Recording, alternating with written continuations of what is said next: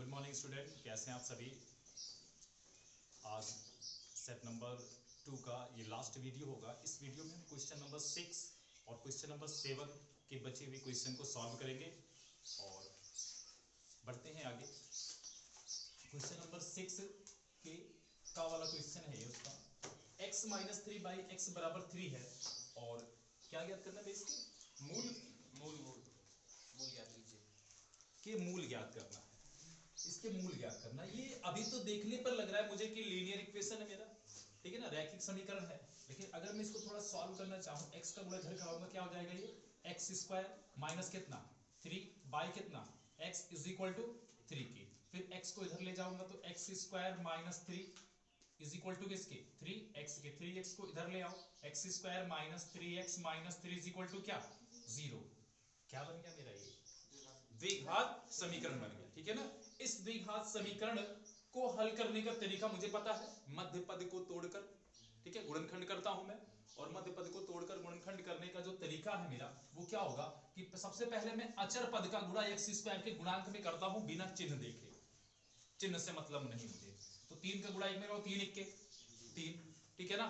और फिर अचर पद का चिन्ह और एक्स स्क्वायर के गुणांक के चिन्हों की गुणा कराता हूं, माइनस प्लस माइनस, घटाने पर 3, गुणा करने पर 3, घटाने पर 3 संभव है नहीं, गुणनखंड इसका संभव नहीं है। तो पंडित श्रीधराचार्य का सूत्र, ठीक है ना भाई, वो एक ब्रह्मास्त्र से अगर नहीं गुणनखंड हो रहा सीधे उसी को लगाओ, सारी समस्याएं खत्म हो जाएंगी। तो यहां पर उसको लगाने के लिए एबीसी चाहिए मुझे, तो एबीसी के लिए मुझे क्या करना होगा, मानक समीकरण ax square plus bx plus c बराबर 0 से क्या करने पर तुलना करने पर, ठीक है ना। तो a बराबर कितना 1, b बराबर कितना -3, c बराबर कितना माइनस, ठीक है ना। अब श्रीधराचार्य का सूत्र कितने लोगों को याद है,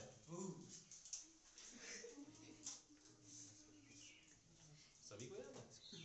चलो भाई बताओ, x is equal minus b plus minus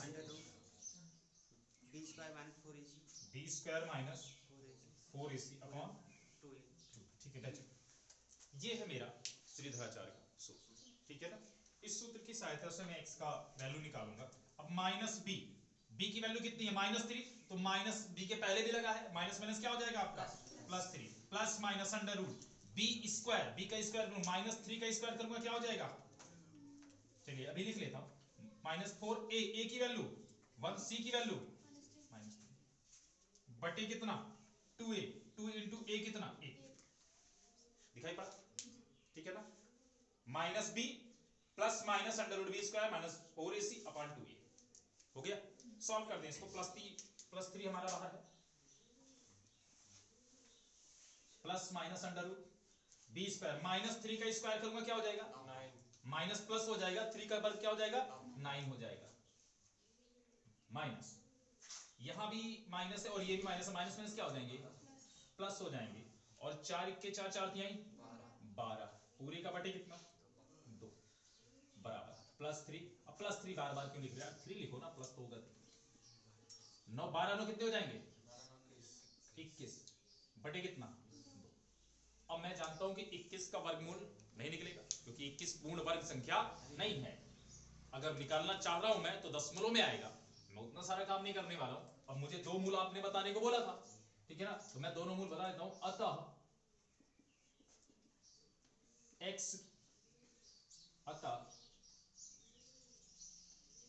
-3 upon x is equal to 3 के दो मूल अल्फा बराबर, चाहे लिख दूं मैं, है ना, ये अल्फा बीटा छोड़ देता हूं, मैं नॉर्मल लिखता हूं कि 2 मूल कितने होंगे भैया, मतलब मैं कर देता हूं 3 प्लस एक बार पॉजिटिव वैल्यू, समझ पा रहे हैं, और एक बार क्या नेगेटिव वैल्यू, ये होंगे। समझ में आई बात, ठीक है। Okay, pause the video. चलिए बढ़ते हैं अगले क्वेश्चन की ओर। 8 मीटर ऊंचे भवन के शिखर से एक मीनार के शिखर का उन्नयन कोण 60 अंश है। इसका मतलब एक भवन है और एक शिखर है, और मैं कहां से देख रहा हूं, भवन के एकदम शिखर पे चढ़ गया हूं, और वहां से फिर क्या देख रहा हूं, मीनार के शिखर को देख रहा हूं। अब दो बातें यार, भवन ऊंचा है कि मीनार ऊंची है। सवाल के कथनानुसार कि जब मैं भवन के शिखर पर चढ़ जाऊंगा तो भवन के शिखर पर चढ़कर मैं मीनार का शिखर देख रहा हूं, और उन्नयन कोण 60 है। उन्नयन मतलब इसका मतलब मीनार क्या है, ऊंची है भवन से। तो मान लेता हूं ये मेरा ए बी भवन है, और मैं इस भवन के शिखर बी पर पहुंच गया हूं, और यहां से ये हमारी सी डी मीनार है, और इस मीनार के शिखर सी को देख रहा हूं। तो देखने पर जो उन्नयन कोण होगा, ये देखिए दृष्टि रेखा हो गई, और यहां पर मुझे ये बीई एक खींचना पड़ेगा, आधार रेखा, ठीक है ना। तो इस प्रकार से आधार रेखा और दृष्टि रेखा के बीच बना कोण उन्नयन कोण 60 डिग्री मिल जाएगा मुझे, ठीक है। भवन की ऊंचाई 8 मीटर है, मीनार की ऊंचाई ज्ञात करनी है। तो AB के बराबर ही कौन होगा, आपका ED होगा, क्योंकि ये जो मैं रचना करता हूं BE, ये AD के समांतर की जाती है, ठीक है ना। और समांतर होने पर ये एक आयत का रूप लेती है। तो ये 8 है, तो ये भी 8 मीटर हो जाएगा। शेष बची हुई मीनार की ऊंचाई को H मीटर मान लेता हूं, ठीक है ना। अब फिर से यहां पर एक बात अभी और बोली गई है कि मीनार अभी भवन के शीर्ष पर हो, अब यहां से उतरो मत। आपने शिखर को देखा 60 डिग्री पर, अब वहां से मीनार के पाद को देखो। पाद का मतलब हो गया उसका निचला भाग, ठीक है ना। जब मैं मीनार के पाद यानी डी को देखूंगा तो अवनमन कोण बनेगा, और वो है 45 डिग्री। अवनमन कोण उन्नयन कोण दोनों ही दृष्टि रेखा और आधार रेखा के बीच बनते हैं। तो ये मेरी आधार रेखा फिर से इसी का काम कर जाएगी इस कोण के लिए भी, और दृष्टि रेखा इस बार ये आई है। तो आधार रेखा दृष्टि रेखा के बीच में बना कोण कितना हो गया आपका, ये 45 डिग्री। समझ में आई बात। और आप चाहो तो इसको एकांतर कोण के नियम से यहां ला सकते हो, या यहां भी रख के सॉल्व कर सकते हो, कोई टेंशन नहीं है। ले आओ यहां पर आ जाएगा, कितना हो जाएगा ये 45 डिग्री। समझ में आ गया। अब जब h की वैल्यू मैं निकाल लूंगा तो h की वैल्यू में 8 मीटर जोड़ करके मीनार की ऊंचाई बता दूंगा, ये है फाइनल कॉन्सेप्ट। तो मान लेता हूं ये कितना है मेरा, x मीटर है, तो ये भी कितना हो जाएगा मेरा x मीटर, ठीक है ना। आयत बन रहा है ना, सम्मुख भुजाएं क्या हो रही हैं, बराबर हो रही हैं। अब क्या ले लो एक बार, त्रिभुज BAD या ABD में, त्रिभुज ABD में, ठीक है ना। क्या निकाल लूं मैं, 45 सामने जो भी मिल रहा है tan के रूप में मिलेगा, लंब और आधार है मेरे पास। tan 45 बराबर 8/x, tan 45 की वैल्यू 1 बराबर 8/x, तो x बराबर कितना आ गया मेरा 8 मीटर, यानी ये दूरी मेरी 8 मीटर आ गई, ठीक है ना। पुनः त्रिभुज कौन सा ले जाए, BCE, ये समझ पाए आप। त्रिभुज ABD में, त्रिभुज ABD ये वाला त्रिभुज देख रहे हैं, इस त्रिभुज मैंने क्या लिया, tan 45 लिया, तो tan 45 बराबर लंब बटे आधार 8/x, tan 45 का मान 1, तो 8/x, x को इधर भेज दिया और बराबर 8 के, ठीक है ना। अब मैं ये वाला त्रिभुज ले रहा हूं, कौन सा, ऊपर वाला, ठीक है ना, BCE।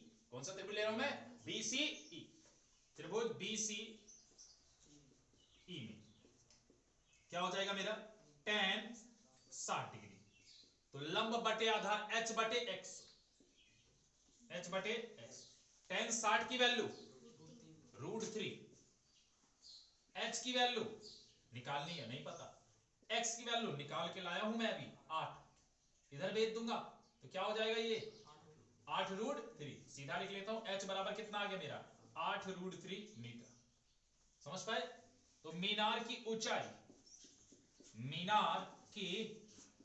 क्या हो जाएगी भैया, CD थी, मीनार की ऊंचाई CD बराबर h प्लस 8, h कितना आया है 8√3 प्लस 8, समझ पाए। अब 8 दोनों में कॉमन हो जाएगा, √3 प्लस 1, चाहो तो इसी पे आंसर दे दो, ठीक है ना।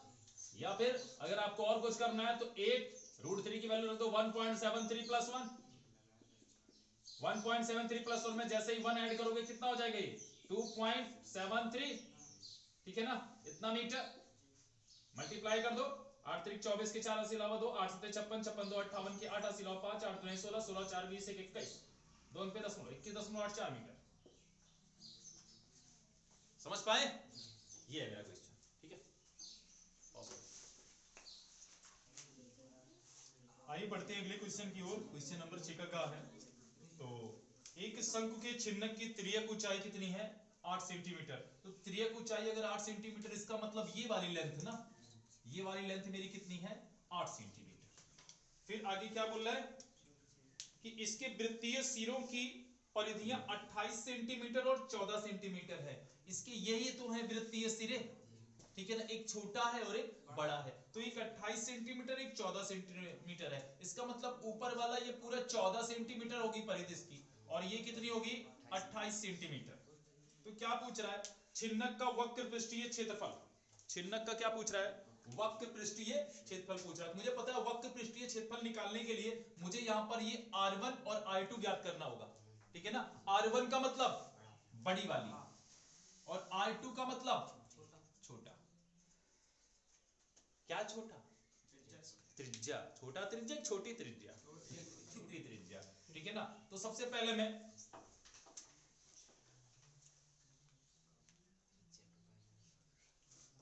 छोटे वृत्तीय सिरे की परिधि बराबर कितनी है 14 centimetre.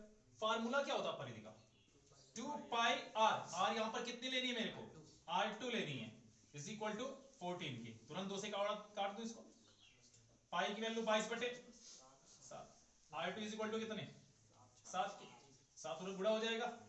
r2 is equal to कितना हो जाएगा मेरा 49 बटे कितना, छोड़ दो इसी पर, r2 मिल गया मेरा, किस में आएगा ये सेंटीमीटर में, ठीक है ना।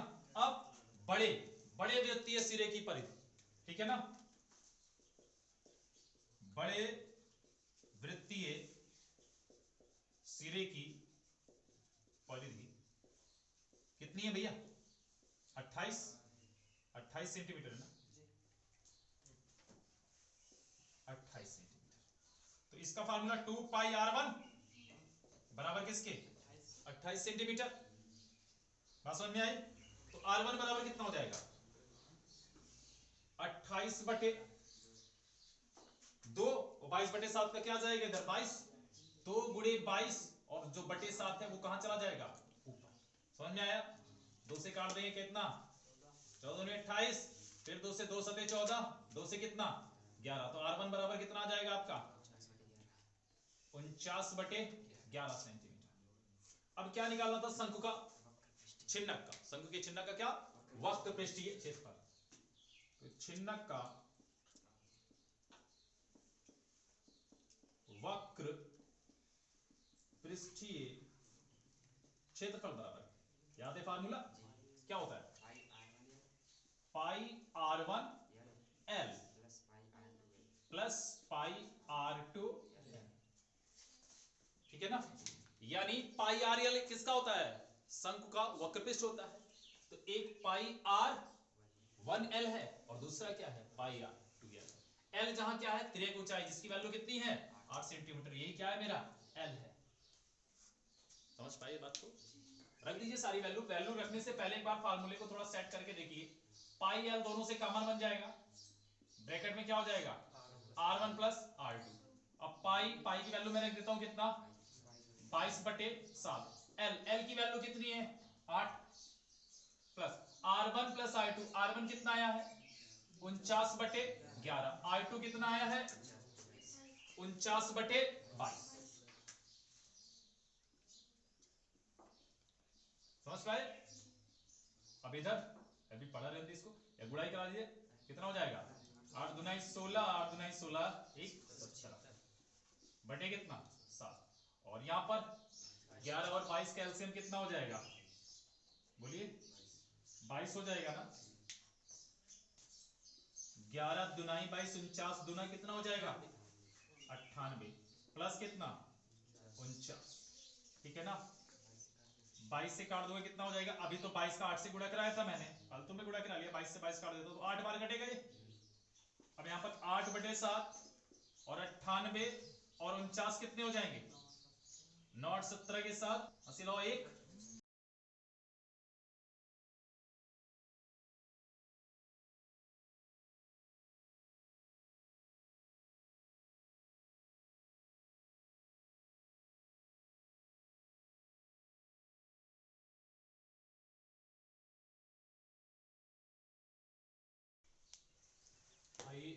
अगले क्वेश्चन की ओर बढ़ते हैं।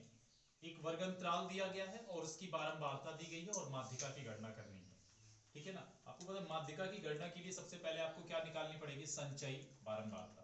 तो 4 के सामने 4 हो जाएगा 13 4 17 और 17 18 कितना हो जाएगा? 35 और 9 कितने हो जाएंगे? 44 और 6 कितने हो जाएंगे? 50। हमें पता है संचयी बारंबारता का जब अंतिम वाला जो पद आता है वही हमारी बारंबारताओं का योगफल होता है। इसका मतलब n बराबर मुझे यहाँ पर कितना मिलेगा? 50। तो मैं n/2 की गणना करता हूँ तो कितना मिल जाएगा? 50/2 बराबर 25। ठीक है ना। अब ये 25 मेरा कहाँ उपस्थित होगा? इस 35 में। ठीक है ना। तो यानी मेरा जो माध्यिका वर्ग बनेगा वो कौन होगा? यही बनेगा माध्यिका वर्ग। ठीक है ना। मैं यहाँ पे लिखता हूँ 25 जो माध्यिका वर्ग किसमें? 20 से 30 में उपस्थित होगा। ठीक है ना। अब माध्यिका का फॉर्मूला जो भी होता है उसमें सारी चीजों की वैल्यू निकालनी होगी मुझे। सबसे पहले क्या? Lower limit L is equal to कितनी? 20। एच भी की जरूरत पड़ती है। एच कितना? 10। फिर CF संचयी बारंबारता। तो संचयी बारंबारता जो मेरी ये माध्यिका वर्ग है इसके ऊपर वाली ली जाती है 17। फिर बारंबारता तो मुख्य बारंबारता जो है उसी में 18 बस ना। और n/2 तो पता ही है। ठीक है ना। तो माध्यिका m बराबर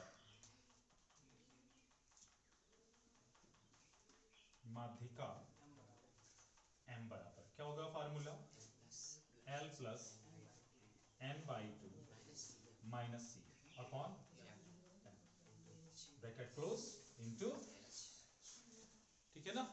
अब इसमें सारी वैल्यू रख दीजिए। L की वैल्यू कितनी है? 20 ना। प्लस n/2 कितना आया है? 25 माइनस CF कितना आया है? 17। F कितना है? H कितना है? 10। ठीक है ना। 2 से काट दूंगा इसको। 2 9 18 2 5 10। 25 में से 17 चला जाएगा कितना आ जाएगा? तो 20 प्लस 8 बटे कितना?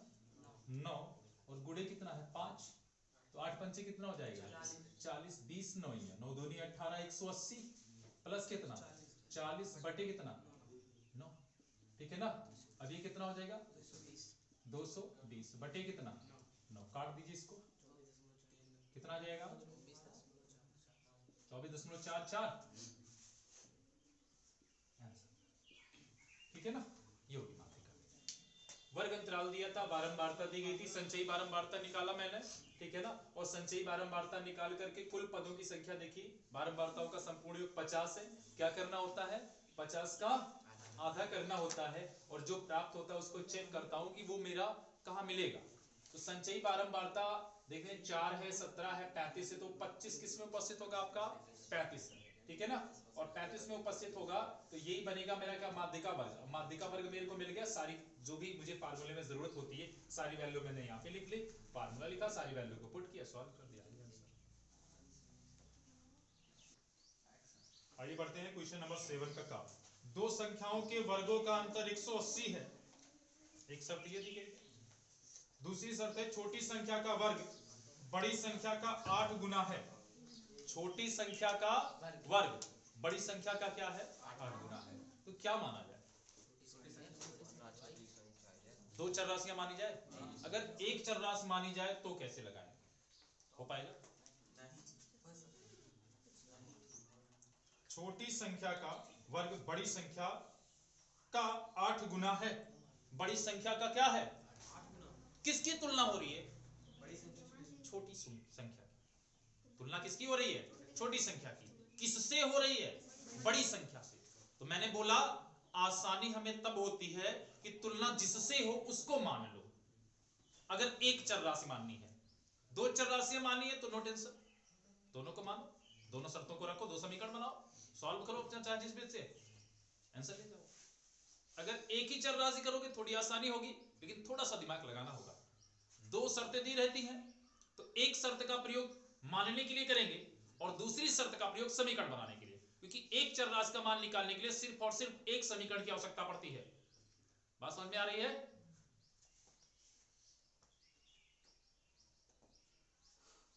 तो इसमें मैं इस वाली शर्त का प्रयोग करता हूं कि छोटी संख्या का जो वर्ग है वो बड़ी संख्या का 8 गुना है। बड़ी संख्या का वर्ग तो नहीं बोला ना, बड़ी संख्या का क्या है 8 गुना है। तो माना बड़ी संख्या बराबर कितनी x, तो छोटी संख्या कितनी हो जाएगी, मैं दो चार राशियां नहीं मानने वाला हूं, छोटी संख्या कितनी हो जाएगी, बोला बड़ी संख्या के वर्ग का आगे छोटी संख्या का वर्ग जो है बड़ी संख्या का 8 गुना है। तो बड़ी संख्या का अगर मैं 8 गुना कर दे रहा हूं तो ये क्या बन गया मेरा, छोटी संख्या, गलत, ये छोटी संख्या का वर्ग बना है। छोटी संख्या का क्या बना है, वर्ग बना है। तो छोटी संख्या का वर्ग बराबर कितना हो जाएगा 8। समझ पाएगी? फिर से बोला, सेंटेंस क्या बोला छोटी संख्या का वर्ग बड़ी संख्या का 8 गुना है। बड़ी संख्या का क्या है 8 गुना। तो बड़ी संख्या अगर यक्स है तो बड़ी संख्या का मैंने जैसे ही 8 गुना करा तो ये क्या बन गया मेरा, छोटी वाली संख्या का वर्ग बन गया। तो छोटी संख्या बराबर क्या हो जाएगा, समझ पाए? तो छोटी संख्या मेरी कितनी हो जाएगी, √8x। 8 को मैं 4 गुणे 2 करके क्या निकाल लूंगा, 2√2। बात समझ पाए? ये सारी प्रक्रिया जो हो रही है, दो चर राशियां ना मानी जाए, एक चर राशि। दो चर राशि से भी आपका दिमाग थोड़ा इजी चलेगा। यहां पर बस यहां पर थोड़ा सा दिमाग लगाना है। अब बोला क्या, दोनों के वर्गों का योग कितना है, अंतर दिया कि योग दिया है, दो संख्याओं के वर्गों का अंतर कितना है 180। तो जो बड़ी संख्या मैंने क्या मानी है x, और छोटी संख्या कितनी है मेरी 2√2x। लेकिन छोटी संख्या का वर्ग भी तो पता है मुझे 8x ना, बोलिए, मैं वर्ग ही लिख लेता हूं। और ये बड़ी संख्या लिखी, मैंने अभी वर्ग नहीं किया है, जरा ध्यान से देखिए क्या लिखा मैंने। ये दो चीजें क्या लिखी है, x का वर्ग, x क्या है बड़ी संख्या है ना, और बड़ी संख्या का वर्ग लिखा है 8x क्या है, छोटी संख्या का वर्ग है, ना कि छोटी संख्या। छोटी संख्या लिखनी होती मेरे को अभी ये लिखता मैं √8x या 2 रूट, इसको अभी 2 रूट का हटा ही दो। अगर छोटी संख्या लिखनी होती तो मैं √8x लिखूं, क्योंकि मुझे पता है कि वर्ग भी आपने दे रखा है, तो वर्ग ही लिख लेता हूं डायरेक्ट। समझ पाए? तो बड़ी संख्या का वर्ग माइनस छोटी संख्या का वर्ग, दोनों का अंतर कितना है, बना समीकरण। बोलिए, समझ में आई इतनी बात? बन गया द्विघात समीकरण। x² माइनस कितना 8x माइनस 100 बराबर कितने के 0 के। गुणा करने पर 180 और घटाने पर 18 दाम 18 में से 10 गया, बन गया। डायरेक्ट ब्रैकेट लिखो, x² का गुणांक अगर 1 हो तो आप डायरेक्ट ब्रैकेट लिखने में सक्षम हैं। x के साथ एक बार क्या 18 और x के साथ क्या एक बार 10। 18 दाम में 180, 18 में से 10 घटाएगा तभी तो आएगा 8। समझ में आया? अब गुणा करने पर नेगेटिव आना चाहिए, तो गुणा की टेंशन मत करा करो, केवल ये देखो कि घटाने पर भी उत्तर किसमें आना चाहिए, माइनस में। माइनस आ रहा है ना, तो घटाने पर अगर माइनस का साइन आ रहा है, इसका मतलब क्या होता है कि जो बड़ी वाली संख्या होगी वो माइनस में होगी, क्योंकि उसी के अनुसार आंसर आता है। और घटे इसका मतलब एक संख्या का नेगेटिव के दूसरी किसकी होनी चाहिए। अब इधर देखिए, आप -18 + 10 करोगे तभी तो -8 आएगा, और -18 × 10 करोगे तभी तो -180 आएगा। बात बराबर है? तो यहां पर यदि एक बार पहला ब्रैकेट 0 कर लो, यदि x -18 0 करोगे तो आपको क्या मिल जाएगा, x बराबर 18, और यदि x + 10 को 0 करोगे तो x बराबर कितना मिल जाएगा आपको, -10। ये नीचे वाली लाइन आ रही है, x -10 x बराबर, ठीक है। अब ये दो बातें मुझे मिल गई, बोले क्या है, अब संख्या क्या बनेगी, संख्या मेरी -10। संख्या बोला ना, संख्या में मेरे को पूर्णांक वगैरह, धन पूर्णांक ऋण पूर्णांक तो बोला नहीं कुछ ऐसी बात। मैं सोच रहा हूं x के दो मान आ रहे, क्या किसी मान को मैं यहां पर इग्नोर कर सकता हूं, -10 क्यों, रीजन, वही तो रीजन ढूंढ रहा हूं मैं। आपने धनात्मक पूर्णांक बोला था, संख्या माइनस में नहीं होती है, प्राकृतिक संख्या आपने बोली है, पूर्ण संख्या बोली है, पर मैं कुछ ऐसा बोला है, मुझे प्रतिबंधित किया है आपने, नहीं किया ना। संख्या दोनों संभव है इसका मतलब, है ना। यानी x का मान 18 भी हो सकता है और x का मान कितना हो सकता है -10 भी हो सकता है। अब मैं इन शर्तों को पालन करूं अगर कि जो छोटी संख्या का वर्ग, छोटी संख्या कौन होगी भैया, अगर इसका मतलब छोटी बड़ी संख्या कितनी हो जाएगी मेरी, बड़ी संख्या, पहले पॉजिटिव वैल्यू को लेके चलता हूं मैं, बड़ी संख्या 18 तो छोटी संख्या बराबर,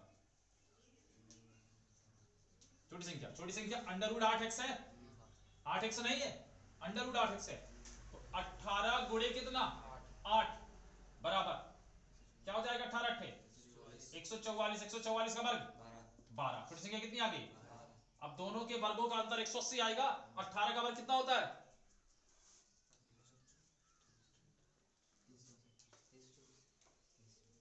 18 का वर्ग याद नहीं है, 20 तक वर्ग किसी को, 12 का वर्ग 144, घटाकर देखो 180 आएगा, 4 में से 4 गया 0, 12 में से 4 गया 8, 2 में से 1 गया 1, सही है, बोल रहा हो। यहां पर मुझे लिखना था जब x बराबर कितना 18 है ना, तो बोला तब तो मेरी सारी फिटिंग सही चल रही है, बोलो x का वैल्यू मैं -10 लेके चलो, ये भी संभव है, बोलो जैसे ही -10 लोगे ना, अब बड़ी संख्या आपकी -10 हो जाएगी, लिखता हूं जब x बराबर, देखिए अभी तक मुझे कोई यहां तक इस लाइन तक कोई कारण नहीं मिल पाया है जिससे मैं -10 को इग्नोर कर पाऊं। आपने संख्या बोला था, मैंने बोला संख्या है 10, और क्या ये भूत है, -10 संख्या ही है, ठीक है ना। अब मेरे को अभी तक कारण नहीं मिल पाया, जब कारण मिलेगा कि ऐसा संभव नहीं हो सकता, मैं इग्नोर कर दूंगा उसको। बड़ी संख्या जब x बराबर -10, तो बड़ी संख्या कितनी हो जाएगी मेरी, बड़ी संख्या मैंने x को ही तो आना था, -10 हो जाएगी, तो छोटी संख्या कितनी हो जाएगी, अंडर रूट 8x है ना, छोटी संख्या कितनी है मेरी, अंडर रूट 8x है, तो 8 गुणे x की वैल्यू बराबर अंडर रूट -80 हो जाएगा। ये क्या आ गया, काल्पनिक संख्या आ गई, ये संभव नहीं है, संख्या बोली थी आपने, संख्या का मतलब एक चीज जनरली होता है, ठीक है ना, कि वास्तविक संख्या, लेकिन तो काल्पनिक आ रही है, लेकिन संख्या नहीं है, काल्पनिक भी तो संख्या ही होती है, आपने वास्तविक संख्या भी तो नहीं बोला है, बोलिए। अगर हाँ एक तर्क लेना चाहिए, काल्पनिक आ रहा है छोड़ देते हैं, क्यों छोड़ दे रहे हो, संख्या में दिया हुआ है, क्या दिया गया, क्वेश्चन में 180 वर्गों का अंतर दिया हुआ है ना, दो संख्याओं के वर्गों का अंतर 180 है, दो संख्याओं ना कि वास्तविक संख्या, संख्या की कैटेगरी नहीं बताई गई है मेरे को, छोटी संख्या का वर्ग बड़ी संख्या के वर्ग का क्या है 8 गुना, दोनों संख्याएं ज्ञात कीजिए, कहीं नहीं कुछ बोला गया है, आगे बात समझ में, तो बड़ी संख्या कितनी हो जाएगी मेरी -10, और छोटी संख्या कितनी अंडर रूट -80, पैटर्न पे निकाल लो, दोनों संख्याओं का वर्ग करो,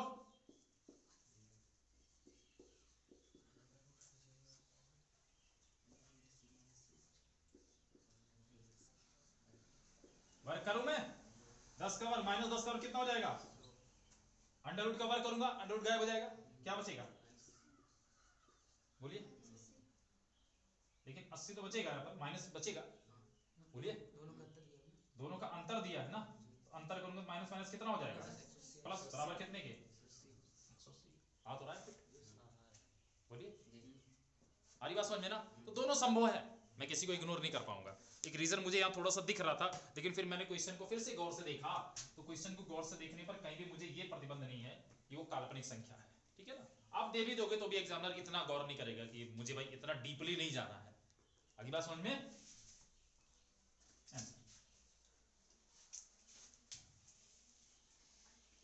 और यहाँ पे आप लिख सकते हो क्योंकि लॉन्ग क्वेश्चन है, ठीक है ना, यदि हम काल्पनिक संख्या, जो कि एक काल्पनिक संख्या है, ठीक है ना, अतः यदि हम सिर्फ वास्तविक संख्या की बात करें तो बड़ी संख्या 18, छोटी संख्या 12, आगे बात समझ में ना, इस बात को आप यहां पर लिख सकते हो, जो एक क्या है काल्पनिक संख्या है, अतः यदि वास्तविक संख्या को लेकर चला जाए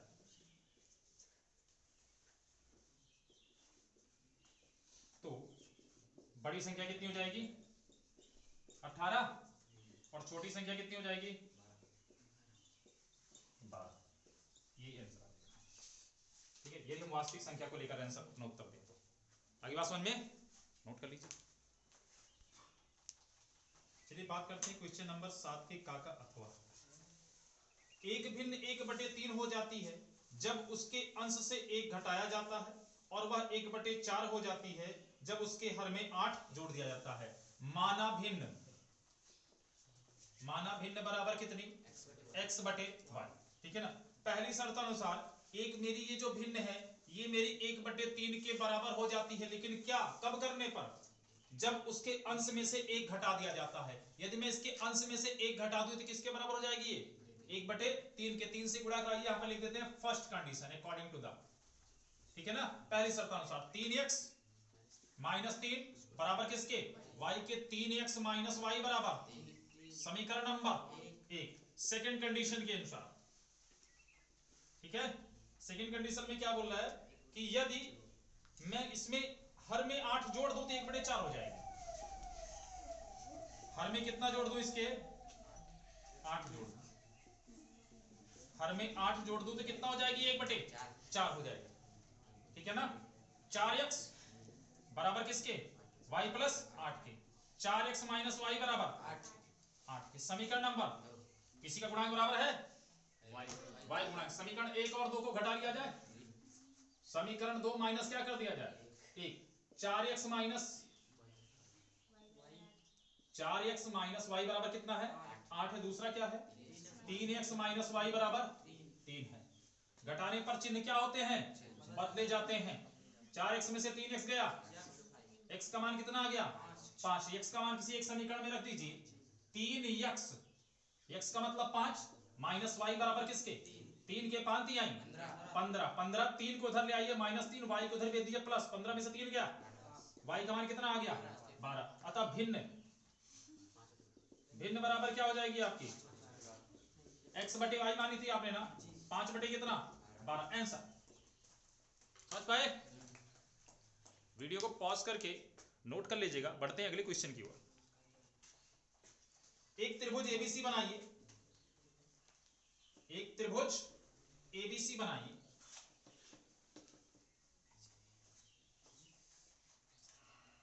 जिसमें बीसी बराबर, पहले एक रफ डायग्राम बना लेते हैं। 7 का ये खा है। एक त्रिभुज एबीसी बनाना है, बना लिया मैंने, लो बन गया। क्या कह रहा है बीसी 6.5 है और AB 5 है। आगे बोलो। कोण ABC दिया है 60 डिग्री। कोण ABC का मतलब B पर 60 डिग्री। आगे फिर एक त्रिभुज की रचना करनी है जिसकी भुजाएं त्रिभुज ABC की संगत भुजाओं की 4/5 हो। त्रिभुज ABC की संगत भुजाओं की 4/5। इस पर मैंने आपको क्या ट्रिक समझा रखी है कि त्रिभुज ABC की एक नए त्रिभुज की रचना करनी है। एक नए त्रिभुज की रचना करनी है जिसकी जो भुजाएं हो वो मेरे इस मेन त्रिभुज की भुजाओं की क्या हो 4/5 हो। इसका मतलब जो हर होता है ये हमेशा किसको मूल त्रिभुज के कुल भाग को दिखाता है। मतलब हमारा ये जो मूल त्रिभुज है इसकी भुजा 5 रेशियो को रिप्रेजेंट करेगी और जो नया त्रिभुज बनेगा उसकी भुजा 4 रेशियो को रिप्रेजेंट करेगी। बात समझ में आई। तो सबसे पहला काम इस त्रिभुज की रचना करना जिसमें दो भुजाएं उनके बीच का कोण पता है। सर्वप्रथम 6.5 सेंटीमीटर का एक रेखाखंड बीसी खींचा। रचना के चरण समझते जाइए, ऐसा लिखना भी पड़ सकता है आपको। सर्वप्रथम 6.5 सेंटीमीटर का एक रेखाखंड बीसी खींचा। बी पर 60 डिग्री का कोण बनाते हुए एक रेखा BX खींची। ठीक है ना। फिर बिंदु B को केंद्र मान करके 5 सेंटीमीटर का एक चाप लगाया जो BX को बिंदु A पर प्रच्छेद करता है। बिंदु A से C को मिलाया। इस प्रकार अभिष्ट त्रिभुज ABC की रचना हुई। बोलो बात समझ में आई। क्या किया एक बार फिर से। सर्वप्रथम 6.5 सेंटीमीटर का एक रेखाखंड BC खींचा। बिंदु B से 60 डिग्री का कोण बनाती हुई एक रेखा BX खींची। B को केंद्र मान करके 5 सेंटीमीटर का एक चाप लगाया जो रेखा BX को बिंदु A पर प्रतिच्छेद करता है। ठीक है ना। और A को C से मिलाया। इस प्रकार अभिष्ट त्रिभुज ABC की रचना हुई। अब एक अन्य त्रिभुज की रचना करनी है जिसकी जो भुजाएं हैं वो त्रिभुज ABC की संगत भुजाओं की 4/5 अनुपात में हो। बिंदु B से न्यून कोण बनाती हुई एक रेखा BY खींची। ठीक है ना। BY पर समान लंबाई के 5 चाप लगाए, B1, B2, B3, B4 और क्या B5। हमें पता है हमारा मूल त्रिभुज की भुजा 5 अनुपात को रिप्रेजेंट करेगी, तो C को किससे मिला दीजिए, B5 से, ठीक है ना। अब B4 से मिलाना है किसको, यहां पर इस कोण के बराबर कोण बनाकर B4 से क्या खींच देनी है आपको, एक इसी के समांतर एक रेखा खींच देनी है। जितना कोण यहां उतना कोण यहां बनना चाहिए। कोण के बराबर कोण बनाना आता है। अगर मैं यहां पर कोण के बराबर कोण बनाने की बात करूं तो प्रकार की नोक को यहां पर B5 पर रखो, ठीक है ना, और एक चाप ऐसे लगा दो जैसे मैंने लगाया, ठीक है ना। फिर B4 पर भी एक चाप ऐसे लगा दो, ठीक है। अब मैं यहां पर प्रकार की नोक रख करके और यहां पर पेंसिल की नोक करके इस चाप की लंबाई को भरूंगा, ठीक है ना। फिर यहां पर प्रकार की नोक को रख करके मैं उस वही लंबाई से यहां पर एक आर्क लगा दूंगा ऐसे, ठीक है ना। और जहां पर ये काटेगा इस रेखा को मिलाते हुए बढ़ा दूंगा आगे, ठीक है ना। अगर ये कोण इस कोण के बराबर है तो ये संगत कोण है, और अगर संगत कोण बराबर है तो दोनों रेखाएं क्या होती हैं, समांतर होती हैं। समझ में आ गई बात इतनी। फिर से बिंदु यहां पर जो मुझे मिला C के संगत में C डैश मिलता है, B के संगत में B डैश, A के संगत में A डैश। बिंदु C से भी मैं AC के समांतर, किसके समांतर, AC के समांतर एक रेखा खींचूंगा, ठीक है ना।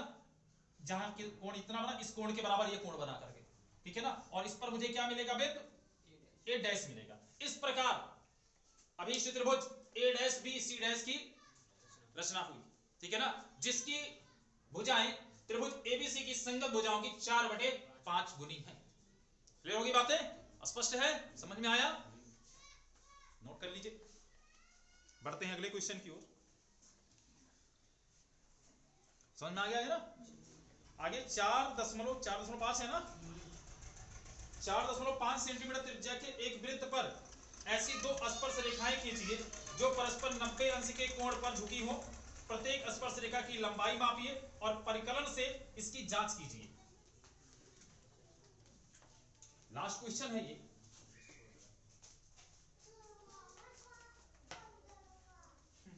चार 4.5 सेंटीमीटर त्रिज्या के एक वृत्त पर ऐसी दो स्पर्श रेखा खींचनी है। एक 4.5 सेंटीमीटर त्रिज्या का मैं वृत्त बना लूंगा, बोलिए प्रकार में 4.5 सेंटीमीटर त्रिज्या भर लेंगे लंबाई, और फिर कहीं अपनी कॉपी पर रख करके बना देंगे। मान लेते ये इसका क्या है, केंद्र है।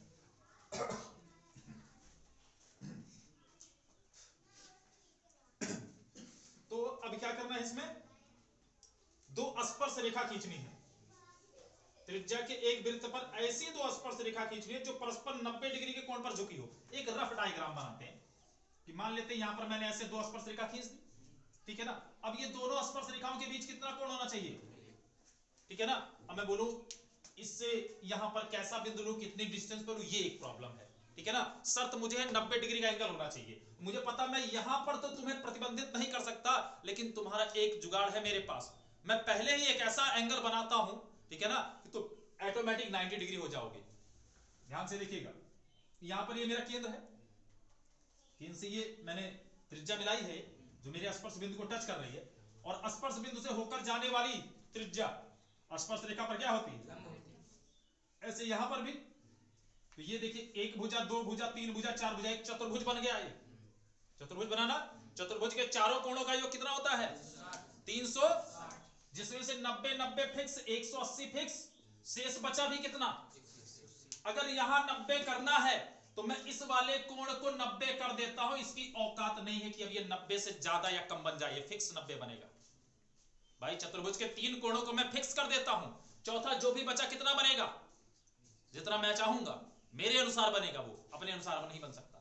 समझ में आया। इसका मतलब मुझे अगर यहां 90 बनाना है तो मैं अपनी दो त्रिज्याओं को परस्पर 90 डिग्री के कोण पर झुकाऊंगा, ठीक है ना। तो वृत्त मैंने बना लिया, वृत्त में कोई भी स्वेच्छापूर्वक मैंने बिना किसी तर्क के एक त्रिज्या खींच ली, ठीक है ना। फिर चांदे की सहायता से 90 डिग्री का कोण बनाते हुए एक अन्य त्रिज्या खींचूंगा, ठीक है ना। मान ले तो ये A है, ये क्या है, B है, और ये क्या है, मेरा O पॉइंट है। कितने डिग्री का एंगल बनाया मैंने यहां पर, 90 डिग्री का। समझ में आ गया, बोलिए। 90 डिग्री का एंगल बनाते हुए मैंने इन दोनों को किया। भाई पहले एक त्रिज्या खींच, चाहे जैसे खींच लो, फिर वहां से आप चांदी की सहायता से 90 डिग्री का एंगल बनाते हुए खींच सकते हो ना। फिर इसके बाद क्या करना है आपको, स्पर्श रेखा अगर खींचनी है तो मुझे पता है कि ये A को और B को मुझे स्पर्श बिंदु बनाने होंगे। और स्पर्श बिंदु से होकर जाने वाली त्रिज्या स्पर्श रेखा पर लंब होती है। पुनः यहां चांदे की सहायता से 90 डिग्री का कोण बनाते हुए एक रेखा खींचोगे आप। ठीक, बी से भी 90 डिग्री का कोण बनाते हुए एक रेखा खींचोगे आप।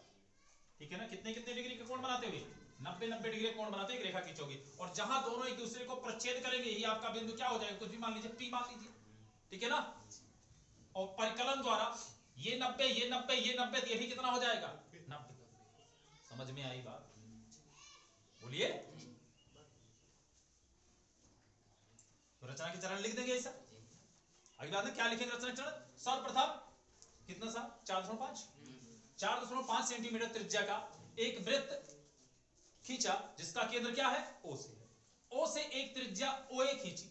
ठीक है ना, फिर बिंदु O से 90 डिग्री का कोण बनाते हुए एक अन्य त्रिज्या OB की रचना की।